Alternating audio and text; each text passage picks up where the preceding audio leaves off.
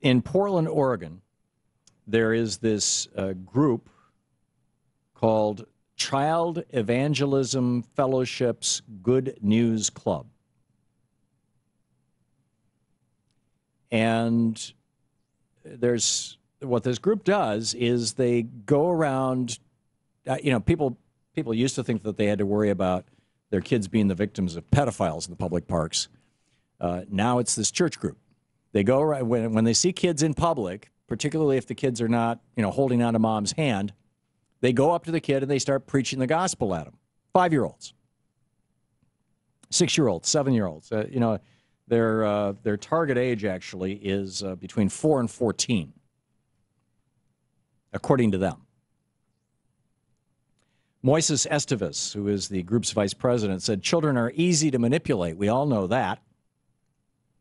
Therefore, he says, we don't have to use schemes and high-pressure tactics. Nothing could be farther from the truth. I mean, children are easy to manipulate. We don't have to trick them into anything. This fundamentalist group is associated with creationist Ken Ham, who claims that this is part of a spiritual battle that goes back to the Garden of Eden. Travis Getty's writing about it over at rawstory.com. And a group of parents concerned about this have launched their own campaign to warn people in Portland about, your kid going alone to the park or anywhere, any kind of public place, because this Child Evangelism Fellowship's Good News Club is going to get your kids. Esteves says, we do teach that children are sinners, but we're not nasty about it. The children are singing, this is in a Portland park where 2 volunteers led about a dozen children through Bible verses and Christian songs. And they had the kids singing, my heart was dark with sin until the Savior came in. One parent who described herself, Travis Getty writes, as a Christian, said a few hours with the group turned her away from their message. Mia Marceau of Vancouver, Washington, which is the town just over the Columbia River from Portland, Oregon, said volunteers told her 8-year-old son and his friends that they were headed to hell and therefore must convert their friends to Christianity, and raise money for the Children's Evangelical Fellowship, the CEF. She said, my son was raised as a free thinker. He didn't buy it. He's having arguments with his friends over salvation. This is bizarre. Okay, so I present this as evidence 1, okay, or as kind of category 1 of information. Let me give you category 2. By coincidence, and I'm guessing it literally is a coincidence, Raw Story similarly, only this was last Friday, published a piece by Scott Kaufman titled, Children Exposed to Religion Have Difficulty Distinguishing Fact from Fiction, according to researchers. They're quoting from a study that was published this month in the July issue of Cognitive Science. Cognition, thinking, so it's really the science of thinking, right? This is a peer-reviewed scientific journal that found that children who are not exposed to religion in their early years can more easily figure out when they're told fairy tales whether the characters are fictitious or not. Whereas children who are exposed to religion when they're young, who are told basically what in many cases, any kind of practical modern person would consider a fairy tale. Moses parted the Red Sea.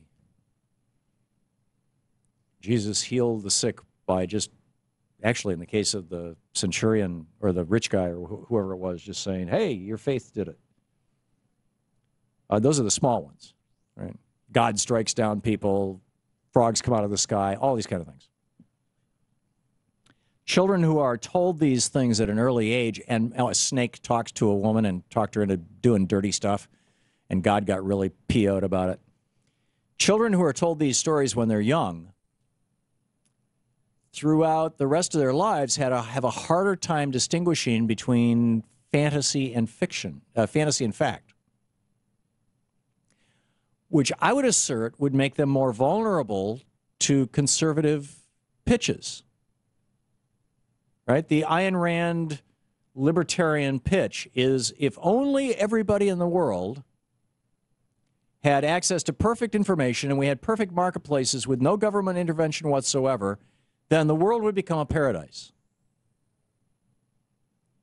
It's a fantasy. Atlas Shrugged, Ayn Rand's novel that has kicked off much of this movement that Paul Ryan requires his staff people to read, Atlas Shrugged is a novel. Dagby and her brother, who inherited their money from and their railroad from Daddy, sort of like the Koch brothers inherited their oil business and their money from Daddy. Dagby and her brother are fictional characters. It's a novel. And yet you've got Paul Ryan citing Ayn Rand as the source and her story, her fictional characters and their behavior. John Galt was a fictional character. You've got Ayn Rand citing fictional, or you got Paul Ryan, who very obviously was raised with religion, citing fictional characters as the source of his economic theory. What's wrong with this picture? I'm I was raised religious, I suppose. My mother was originally the Church of England, Anglican, Presbyterian. In fact, I think that was the church she and Dad were married in. But basically, she raised us in the Methodist Church, the United Methodist Church, which was, a benign. I mean, it wasn't, the crazy stuff. Although I went through the crazy stuff for a year or two, of showing up at the North Lansing Church of God and being slain in the Spirit and all that kind of stuff. I've seen it all. Spiritual deli. But I'm wondering, is this, this group, are they engaging in child abuse? Going out and telling children that they are sinners. And how does that relate to the fundamental conservative story about humans? I'll tell you that after the break.